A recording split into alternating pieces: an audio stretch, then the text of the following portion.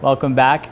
Chet TV is extremely honored to have a special guest with us, Bob Shirley, for the special coverage of the 2015 Remembrance Day.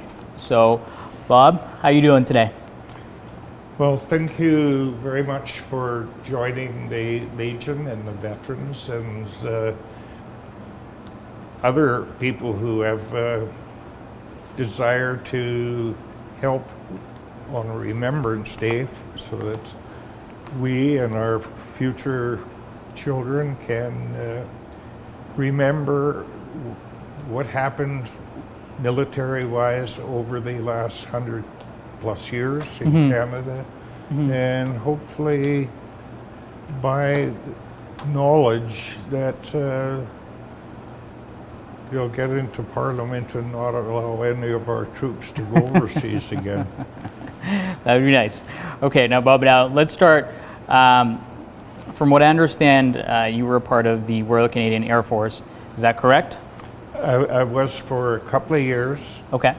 In 1953 to 55, the Korean War armistice was signed, and they didn't need us people to be trained, and offered me a discharge or to go to Germany. And And what year was that in? There was a Cold War on then. That was in late 1955. Okay. So I chose to have the discharge and go on a 10-year supplementary reserve. And then if the Cold War escalated to an actual war, then I would be one of the first called up.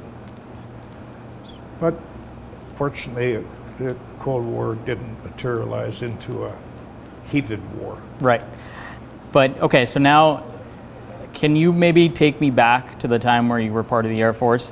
How old were you when you first enlisted? On my birthday, July 12, 1935, so in 1953, my buddy and I hitchhiked from Duncan to Victoria, Yeah. which we did frequently, and we had 10 cents in our pocket between the two of us. Wow. And walking down the street, we walked past an Air Force recruiting office. Oh. And there was an officer standing by the open doorway and said, "Come here, boys. I got to talk to you." And they gave us a good story, and they gave us, I think it was $90 each for signing on the dotted line. Oh. And that was a lot of money back then. I can imagine, yeah. So we signed. So my buddy went right into air crew and was a navigator. And I went into ground crew. I guess my score wasn't high enough on one of the tests, but they were concerned because when I was much younger, I had rheumatic fever. So anyway, I went ground crew for a year and a half, and then air crew for 6 months.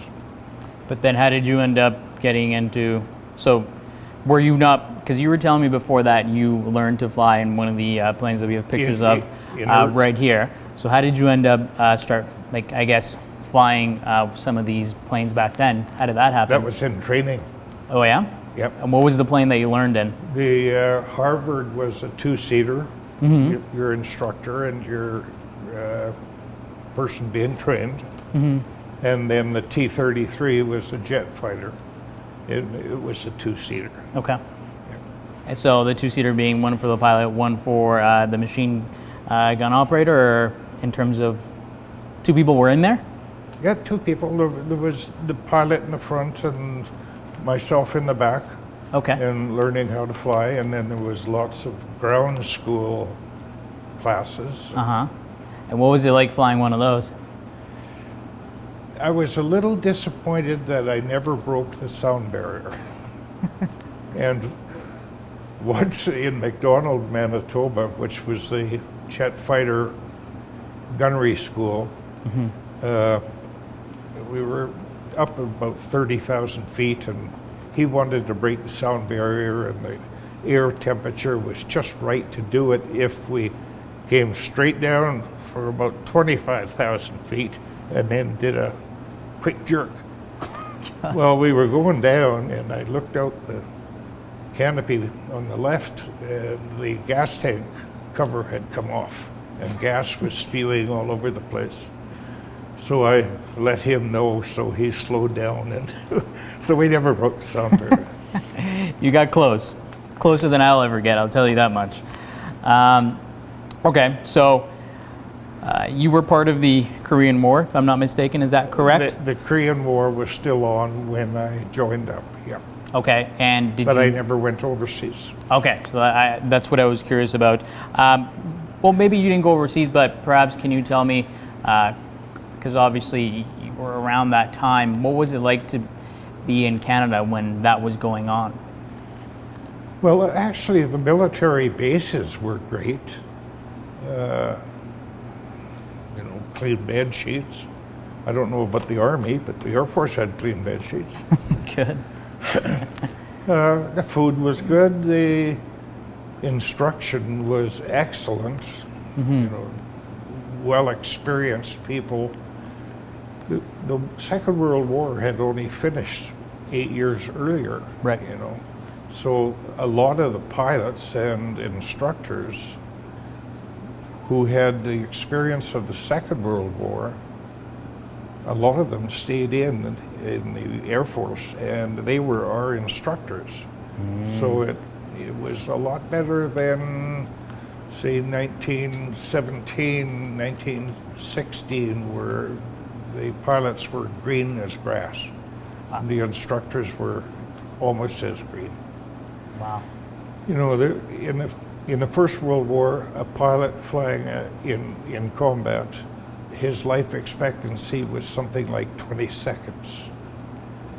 In the Second War, depending on what front you were fighting and the time, German military air crew were really good fighters and good equipment in the early part of the war. So the early part of the war, the life expectancy of a pilot, Canadian pilot, English pilot, might have only been 20 minutes instead of 20 seconds. Yeah. So they went through a lot of people. Did the instructors ever tell you stories about perhaps, well, I guess the ones that survived, of course, of any combat that they were engaged in? Did they ever talk about that or no? No. No. And even today, veterans won't talk about their experiences. You know. Understandably. Yeah. Well, that's and then true. in 1962, I was in Hinton, Alberta, with the Hudson Bay Company. I was controller of a large department store there. And I joined the PPCLI Edmonton, and I was a lieutenant and an instructor on certain areas. I was a real bushman. You know. I spent a lot of my years in the bush. So I knew survival. Yep. So you are holding, I guess, a magazine here with a picture. And why don't you tell me a little bit about that and why we're holding that? What was happening there? We got, the Legion members get a book once every 2 months, Legion magazine. And this particular picture, I really enjoyed when I saw it this morning. It's taken on May the 8th, 1945. Okay. And it was the Victory Europe Day, a big parade in Toronto, well, all over. But this picture is Toronto. And there's very few people in uniform because they were still over in Europe. You know, they only signed the peace agreement a few hours before. Yeah. So it took a long time for all the troops to be brought back to Canada. Right. What were you doing in 1945? 1945, I was 10 years old. I moved to Duncan in 1942, and I spent 2 years in the Indian school, Yeah. Residential school. Okay. Yeah. And then Dad got a good job in Duncan and was able to get a house so that my brother and I could move into the house rather than that's the residential school. Mm-hmm. So when I was 10, 1945, in Duncan, our house was across the street from what we called the Japanese village. Okay. There was about 50 houses. They were all abandoned because the Japanese during in 1944, they were moved out of the coast area and into the interior of BC. Mm-hmm. So when I was 10, I remember my brother and I and some friends, we would go through these houses, and the poor Japanese people, they were allowed to carry one suitcase. And so they left dishes and photographs, and all kinds of stuff there. We made a pledge that we would not take anything. We would touch, but not take. Okay. So, but I think a few years later, the bulldozers looked after that. Got rid of that. Yeah. So when I was 10, I went to school. I was a good boy. So how long? Sometimes. How long did you serve for, if you don't mind me asking? How long did you serve for with the Air Force? 2 years. 2 years? Yep. And then what happened after you were done serving? And then I went to Duncan, and I joined that's where my family was. Mm-hmm. And I joined the Bank of Montreal. 5 years, 5 transfers. And then I joined the Hudson Bay Company for a couple of years. Mm-hmm. And then joined the BC Forest Products. I went in the forest industry. And then 47 years ago, I came to Chetwynd. Okay. So, I mean, it's obviously been a long time, 60 plus years since the Korean War. When you think of Remembrance Day, what comes to mind? Bad thoughts. Yeah? Yeah. Do we have any? It should be good thoughts. It should be, well, thank goodness it's over. That's a good thought. Okay. But I keep thinking of some of my mates. Mm-hmm. So what do you think? Aren't here. Right. What do you think younger people then in this day and age should take away from, I guess, a time that they were never a part of? Why is it so important for us to celebrate this day? Hopefully it'll settle in their minds that that was bad, all that wars, all that bad stuff. You can't keep that hidden away from them, because you want the young people today to remember the bad and work hard to make the good. Mm-hmm. So it's okay to join the military today, and not only the Canadian military, but the RCMP and the firemen and the emergency people, and there's all kinds of stressful jobs right. that are needed, and I just want the kids to make damn sure that there is not another battle. Good. And last thing, I'm sorry, I forgot to ask you about. You have a picture here that you brought. Can you tell me what this is? And I believe it's you. Yes. Not much has changed. Still look like that, obviously. What was going on then? Well, after I joined the Air Force in Victoria, yeah, I got transferred. Well, I took the train to Saint John, Quebec, yep. for 7 weeks basic training, and a lot of drill. And then after 7 weeks, went to Centralia and Camp Borden. This is Camp Borden. Mm-hmm. and took a 1.5-year trade of airframe technician. I chose that because I wanted to get into aircrew, and airframe technician would learn a lot about how an airplane works and why it works that way. So after Camp Borden in Centralia in London, Ontario, I finished my airframe technician training, and I got the highest mark in the class. So I was offered one of about a dozen air bases to be transferred to and practice my trade.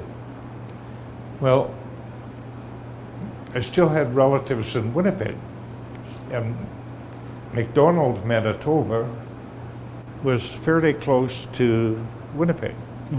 So I chose McDonald. But what a terrible decision that was. Oh, the weather there. I think it was 40 below in July. Oh my God. Oh, it was cold and snow and wind. That Right is on the lake here. Terrible. Anyway, so after a while in McDonald, then I transferred to aircrew and went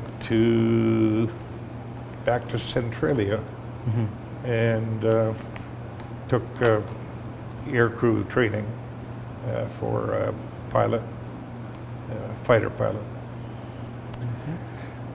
And then the Korean War had finished for a year and a half, and things seemed to be quite cool on the war side, so they discharged a whole bunch of us. They kept the experienced pilots from the Second World War. They kept them on staff, but they downsized the Air Force personnel. Right. All right. Well, listen, thank you so much for talking to us. Thank you so much for talking to us. I really appreciate it. Oh, good. It's just always very interesting to hear those times. So that was Bob Shirley, a veteran here in Chetwynd. We're going to go ahead and take a short commercial break, but when we come back, we're going to talk to his wife, Barb, and we'll get to hear some stories of back in the day. Don't go anywhere.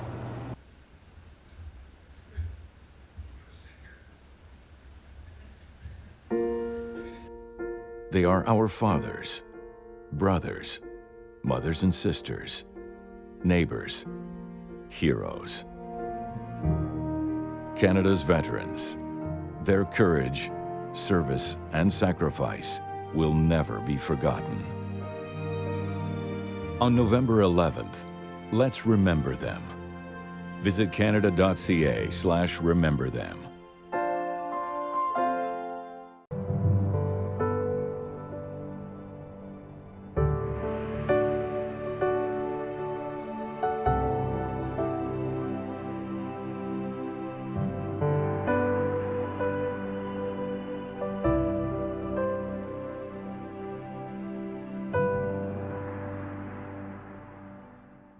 Hello and welcome back to Chet TV's special coverage of Remembrance Day 2015.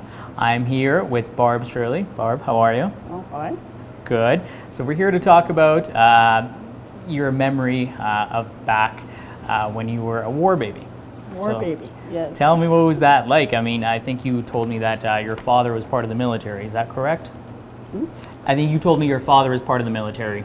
Is that correct? My father was in the Canadian Army. Okay. The reason he joined, of course, at 17, he was too young, but he lied about his age. But he had 5 sisters, and mother was widowed. Okay. And it meant that there would be constant money going back to his family. So that was the main reason. Okay. And he was good shooting things like squirrels, etc.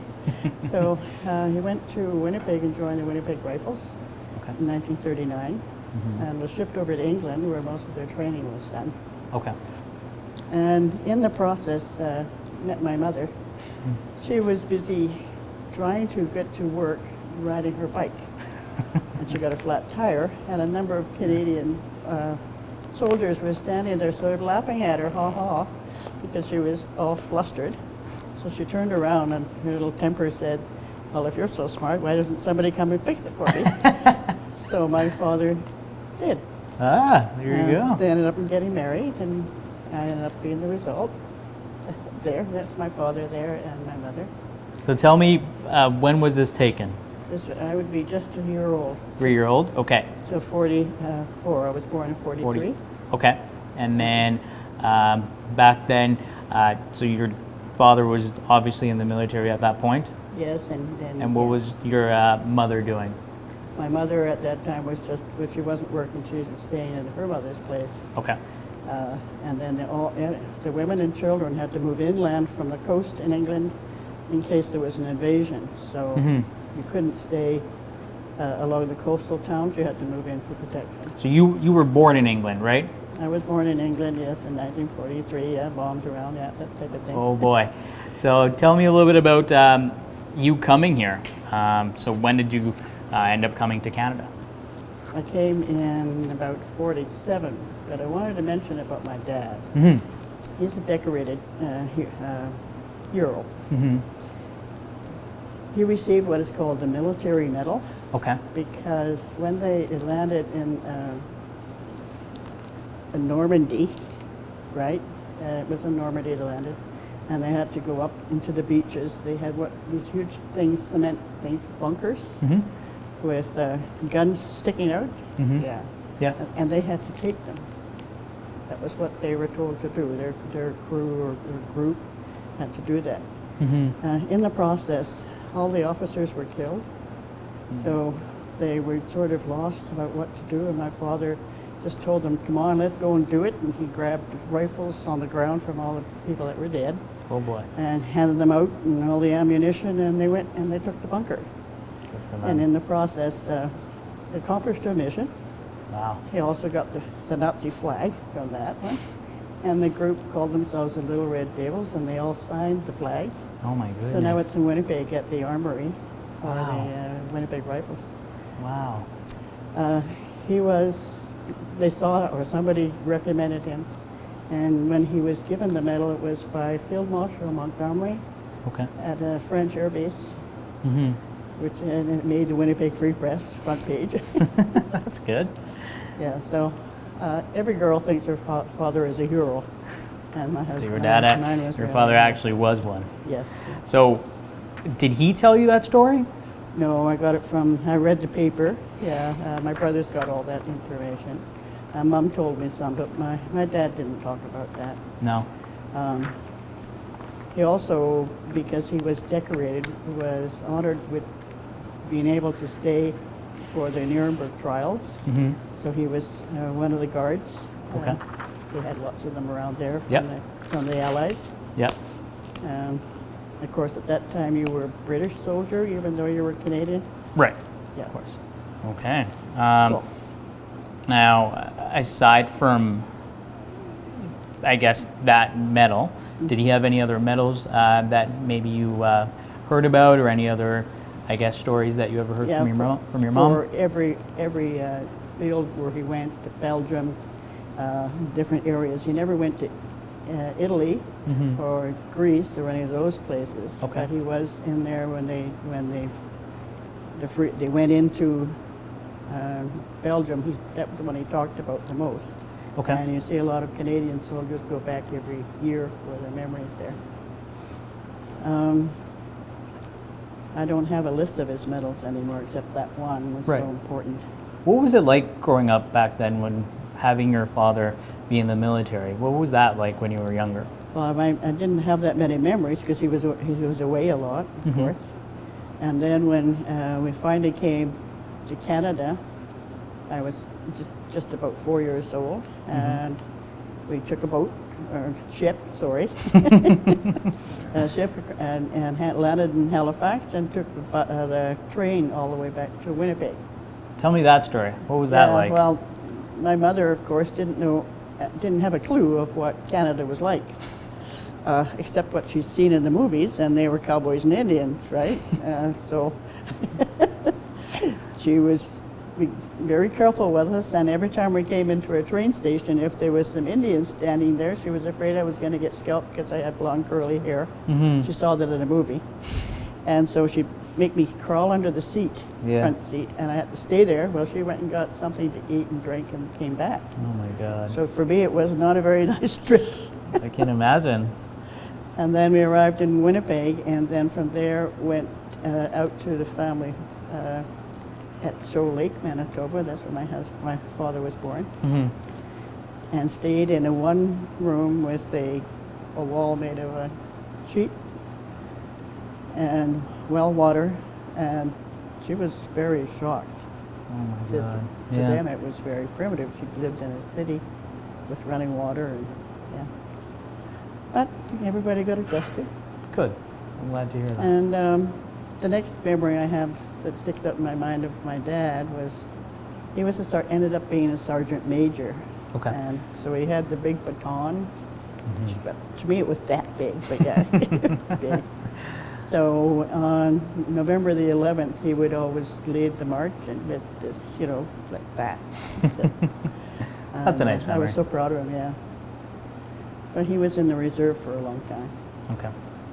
So when was it that you and Bob met? Bob and I Yep. didn't meet until I got here. Because I was living in Winnipeg with my first husband, and we had what was called the storm of the century. Okay. Where we had snow when it was up to the second story of the apartment building we were in. Oh my God. And couldn't see a thing, and I said to myself, "But time we're going to leave this place." And he got a job. His brother was in Vancouver, and so he got a job with him at the mill. So we moved to Vancouver, and then from there he got a job in Chetwynd. So we came from Vancouver, Chetwynd. I was down there for 10 years. So I lived in, other than that little house I first moved to, when I was a kid, I lived in the city of Winnipeg and in the city of Vancouver. And I moved here, and I was, holy mackerel. Came in the middle of a blizzard, and I saw one street lamp.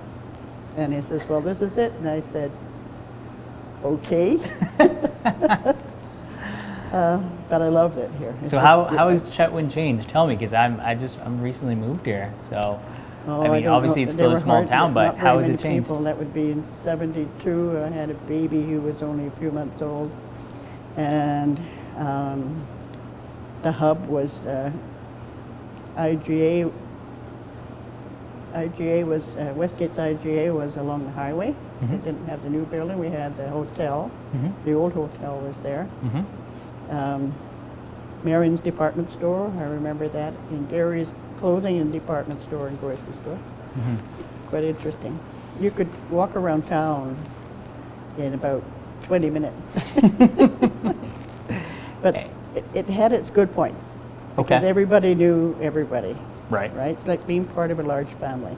That's good. So when your kids got into trouble, you got a phone call right away. Good. Right, say, "Oh, your son did this or your daughter did that." So it was really good place for a family to grow up. Now, what do you have any memories of Remembrance Day celebrations when you first got here? Oh, yeah, they were good. There were a lot more people.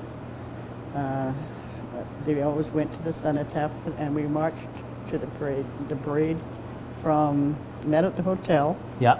Had a shot of hot chocolate, and then marched down to where the cenotaph was, and then marched back. Did we march back to the Legion? No, we marched back to the hotel. Okay. I don't know whether people were younger and tougher, but even when it was really cold, we did. You would still march. Nowadays, no, I don't. Drive down there. Nothing wrong with that. Yeah, we drive down and we do a small march, from just in front of the cenotaph and go through the ceremonies. Wow. But I've never missed November the 11th. Good. I'm glad to hear that. Ever. So I see that you have a medal on you there. Can you tell me a little bit about that? Well, you have two, sorry. Oh, this is from the Legion, the 60-year medal. Okay. Okay, that Not that I was 60 years old, the Legion was. Okay. And this is a citizenship medal I got from the federal government for Frank Oberle put my name in, and I was able to get a medal. There was a number of people in town. I had been a Citizen of the Year. And my husband had been a Citizen of the Year also, but maybe because I was prettier. That's great. Well, no, I'm glad you got that. Yeah. That's, Things have changed a lot, as I said to you before, when I grew up. Television came along, and it was just, you know, wild and woolly. Yeah. And jet airplanes. And Yeah. My goodness. When Cell phones. I know, I can only imagine what that would be like. Now, tell me, after all these years, and after, you know, the war and everything, what do you want people nowadays to remember on Remembrance Day, or what comes to mind for you? Or what, from Remembrance Day? Yeah, maybe I should ask you, I guess, what comes to mind on November 11th, and what do you think about that day, and what do you think is important and should be remembered for many people? I think it's important that everybody understands that there's the men and women, and there were some in the military, and still are, Yeah. that they actually laid their lives down for us so that we can have the freedom to go and vote, Right. to talk within reason, to argue, to carry plaques to say we don't like something, Right. without being thrown in jail or shot. We don't live in a dictatorship, we live in a democracy, and they defended that. Many came back wounded or injured in other ways that don't even show. Mental problems, they couldn't handle the stress of having their buddy be blown up beside them, that type of thing. And I think that we should have some compassion for every soldier, every person who has to deal in extreme situations, like medics, fire department, police, Coast Guard, those kinds of people that sort of protect us and look after us. That's what I think about on that day. Well, Barb, thank you so much for taking the time to come with your husband and joining us. I really appreciate all the stories that you got to tell us. Those are definitely always good to hear, and it's a good reminder of what this day means, so I really appreciate that. Thank you. We're going to go ahead and take a break, but when we come back, we'll have more special coverage of Remembrance Day 2015. Don't go anywhere.